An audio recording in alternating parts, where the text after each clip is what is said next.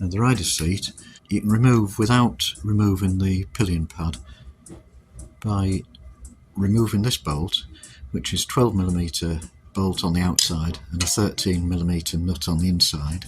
This bolt here needs to be removed from the front mounting of the seat. That's 12mm. That's the rider's seat lifted away. So the breather hoses that are attached just under here just pull off. This electronic connector clip, press the tab and pull with a little wiggle and it comes off.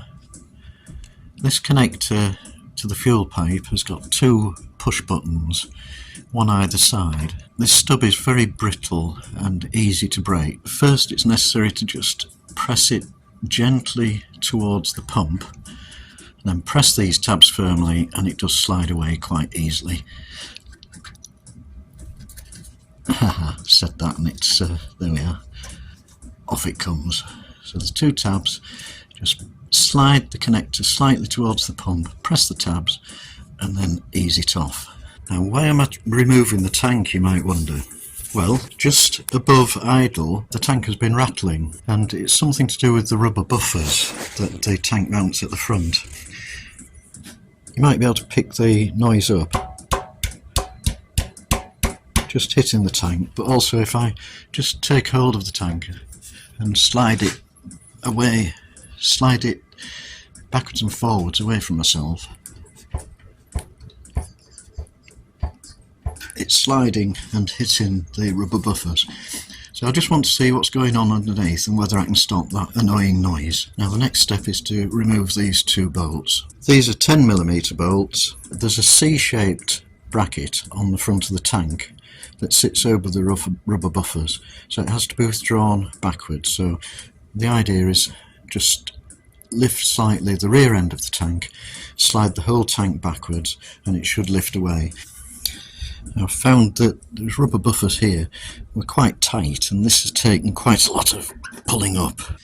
Okay, I've tried to remove the tank. There is another connector at the right hand side of the tank that also has to be removed.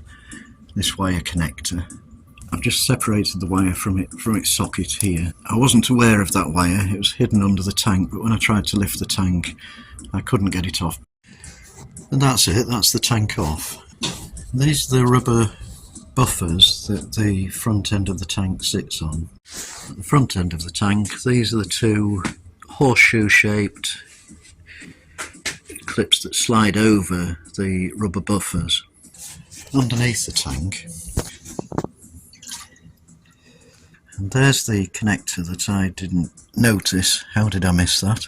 Presumably the low fuel light connector sensor. That's the fuel pump power connector. The two stubs for the two breather hoses are there. So I'm going to have a good look and see exactly why this has been rattling and what to do about it. On the tank there are two sets of witness marks where there's been vertical movement, but the larger witness mark is here where there's been lateral movement of the tank on the buffers. The rubbers are on stubs and they're a simple push fit,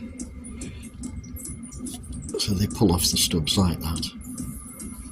And then if I look at the rubber buffers themselves, I can see the witness marks where it's been chafing on the surface. I also see witness marks where it's been chafing, and this one's actually out of round where the rubber's been flattened or possibly worn. This one's less out of round, but again you can see it's flattened. And as I put these in the brackets, they're a tight fit in one way, but as I turn them around they become a sloppy fit. To get an idea of what's going on laterally, I've used a pair of calipers to gauge the gap in the tank, and I used a pair of external calipers to assess the gap between the ends of the two rubber buffers. The difference between these is actually only 2mm. So I need a two-fold attack. One is to space these out a bit to increase the lateral width of them, and secondly I need to at least turn them round so that they fit tightly, or possibly build them up with some self-amalgamating rubber tape. That would do the trick, I think. I think the easiest thing to do is to pack the inside so they fit a bit further out on the stub. And I've got some rubber sheeting that handily is 1mm thick, so a disc the right size pushed into the bottom of these, one on each side, should take up that 2mm of slack. I'm not going to win any awards for craftsmanship, just drawn a circle and cut these out with a pair of scissors. So far I've got one that's round, the rest are not, so I'm getting better as I do them. Hopefully this one will be okay. So there's my rubber rings, success, they're fairly round. I'll just push them into the bottom of those holes. Now to take up the vertical movement where the rubbers have worn a bit, I'm just going to wrap them with a bit of insulating tape. I'm actually using self-amalgamating rubber tape, but I'm sure ordinary insulating tape would do just as well. So that's these wrapped. I've done a test fit just in the cups that they fit in the tank, and they're a pretty damn tight fit now, so I'm going to put some rubber grease on them to help the tank slide on, otherwise I think it's going to be quite an effort getting the tank on. The tank is now back on, and it was a tight fit to put on. There's absolutely no movement anymore. I'm rocking it backwards and forwards. It's solid, so I think that will work now.